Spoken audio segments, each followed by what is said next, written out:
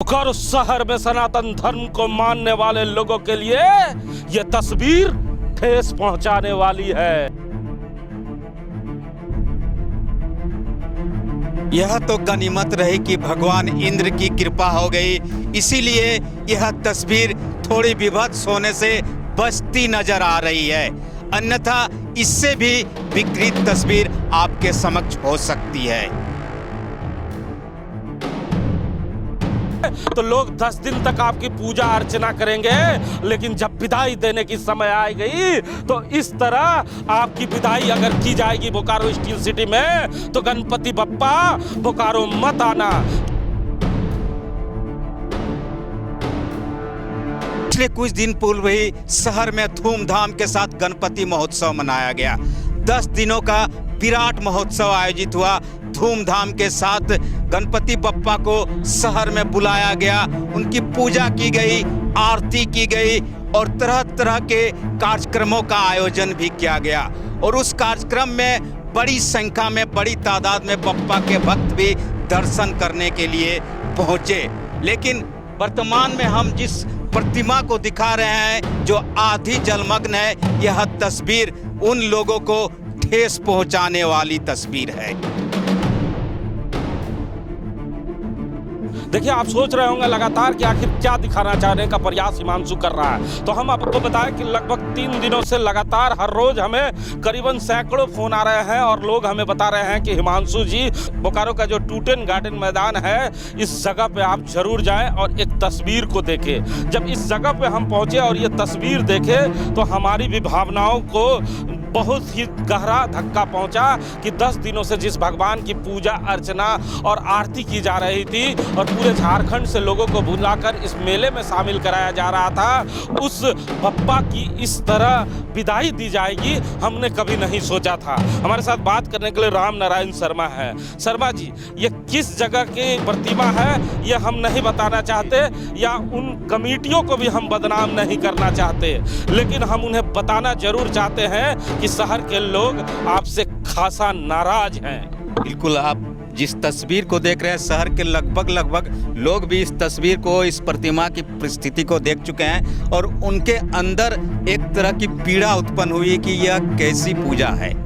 लोग पूजा करें, बहुत अच्छी बात है, भगवान की आरती करें, प्रार्थना करें, घर में लाए, मंदिर में लाए, मैदान में लाए, सभी जगह आप पूजा कीजिए। लेकिन पूजा करने के पश्चात जब आप विदाई देते हैं तो इस तरह की विदाई बड़ी पीड़ादायक होती है, दर्द देने वाली होती है। और इसी के कारण बोकारो जिले के लगभग जितने भी लोग इस पथ से गुजरते हैं, जब इस तरफ देखते हैं तो इनका सिर झुक जाता है कि हमने पिछले 10 दिनों में जो किया उसका क्या यही परिणाम होना चाहिए था। अच्छा, जिस भगवान से मिलने के लिए, दर्शन के लिए लोग 5-5, 7-7 किलोमीटर दूर आ रहे थे, उस भगवान के इस स्थिति को देखकर अब लोगों के मन में कितनी पीड़ा उठेगी। बिल्कुल, मैं खुद सनातनी हूँ और मुझे बेहद पीड़ा हो रही कि चलिए, आपने पूजा करवाया, शहर में गणपति बप्पा को बुलाया, प्रथम देव कहा जाता है गणेश जी को, और उनको दर्शन करवाने का काम पूरे शहर बोकारो, बेरमो, आसपास के क्षेत्र से लोग आए, धनबाद से भी लोग आए।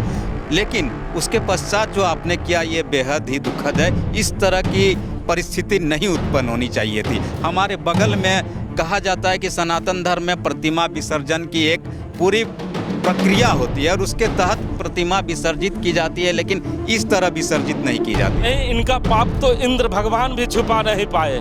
कल से बारिश हो रही है और इस ये जो तालाब है इसमें पानी बहुत ही कम था, आज तो बहुत ही पानी बढ़ चुका है, फिर भी इनका पाप छुप ना पाया। लगता है बप्पा कुछ इन्हें बताना चाहते हैं कि आपने जिस तरह हमारी विदाई की है, बरसों बरस तक बप्पा को भी याद रहेगी। हिमांशु जी, ये महाकाल के लाल है, गणपति भगवान को महाकाल का लाल कहा जाता है। खुद भगवान शिव के पुत्र हैं और शिव के पुत्र को आपने इस तरह विदाई दी है, तो लगता ही है कि आप समझ लीजिए आपको ऊपर वाला कुछ न कुछ मैसेज देता है। ऐसा क्यों? जब उन्हें मालूम था कि हमारी प्रतिमा की लंबाई क्या है, चौड़ाई क्या है, उसके बाद भी आप इस तालाब में लेके आते हैं जहां पानी तक नहीं है, तो ऐसी विदाई क्यों? बगल में गरगा है, बगल में दामोदर है, क्या आपके पास विदाई करने के पैसे नहीं थे?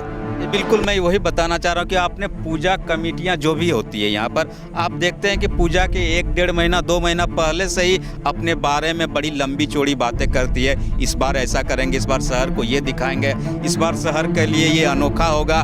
लेकिन जब उसी शहर में बप्पा की विदाई दी जाती है, उस समय भी आप देखते होंगे कि बड़े बड़े कहा जाता है कि डीजे लगाए जाते हैं और उसमें हज़ारों रुपये खर्च किए जाते हैं। हमारे सामने देव नदी दामोदर है।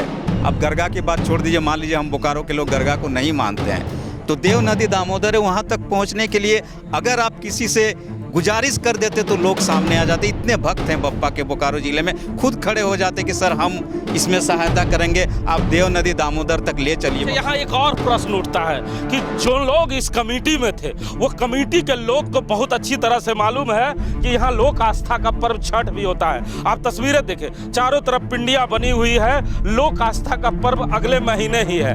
आपने इस जगह पे लाकर बप्पा की प्रतिमा का विसर्जन कर दिया, अब इन्हें तुरंत यहाँ से हटाने की व्यवस्था करनी होगी। बीएसएल के अधिकारियों को भी ये सोचना चाहिए कि पंडाल लगाने के लिए जब आप परमिशन देते हैं, लाइट लगाने के लिए परमिशन देते हैं, पानी का परमिशन देते हैं, तो विसर्जन का परमिशन क्यों इन लोगों ने नहीं मांगा? अब इसमें जो खर्च आएगा, ये खर्च कौन देगा? नहीं, बीएसएल को बिल्कुल एक उसमें कॉलम जोड़ना ही चाहिए कि आप विसर्जन जो करते हैं उसके लिए भी आपको एक लेना होगा कि कहाँ आप विसर्जन करेंगे। और वह विसर्जन बोकारो के कहा जाता है कि इस तरह के तालाबों में, सरोवरों में नहीं किया जाता है हिमांशु जी।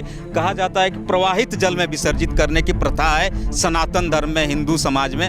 लेकिन मान लीजिए किसी परिस्थिति बता आप नहीं कर पाते तो इस तरफ बिल्कुल जहाँ जल ना हो वहाँ तो इस तरह आप मत कीजिए। और कहा जाता है कि आप दुग्ध स्नान नहीं करा सकते तो कम से कम जल स्नान तो करवा ही सकते थे बप्पा को। तो लगातार जब भी सेक्टर 4 में आप जाते होंगे या जब बप्पा का समय आता होगा तो एक बातें जरूर सुनते होंगे कि गणपति बप्पा मोरया, अगले बरस तू फिर आइया। लेकिन अगर यही हालात है तो मैं हिमांशु जरूर कहूंगा कि गणपति बप्पा फिर से बोकारो मत आना, क्योंकि अगर आप फिर से आएंगे तो लोग 10 दिन तक आपकी पूजा अर्चना करेंगे, लेकिन जब विदाई देने की समय आई गई तो इस तरह आपकी विदाई अगर की जाएगी बोकारो स्टील सिटी में तो गणपति बप्पा बोकारो मत आना। क्योंकि ये कमेटी के लोगों ने अपने चाल और चरित्र से बताने का काम किया है कि किस तरह उन्होंने सनातन धर्म के लोगों को भावनाओं को ठेस पहुंचाने का काम किया है। हमारा कोई मकसद नहीं कि हम अपने दर्शकों को इस न्यूज के माध्यम से भड़काने का प्रयास करें। हमारा साफ मकसद है कि जिन लोगों की ये जिम्मेवारियां थी उन्हें ये जिम्मेवारियां निभानी चाहिए थी। इसलिए हम उन कमेटी का नाम नहीं बता रहे हैं जिन लोगों ने बप्पा को लाकर इस जगह पर विसर्जित किया है, लेकिन उन्हें समझना चाहिए और बीएसएल के अधिकारियों को भी यह समझना चाहिए कि ये जो तालाब है, इस तालाब का काम क्या है। यहाँ पर उन लोगों को मूर्ति विसर्जन का इजाजत नहीं देना चाहिए था और बप्पा के आस्था के साथ खिलवाड़ नहीं करना चाहिए था। कैमरामैन भोला के साथ जीपी ईमान।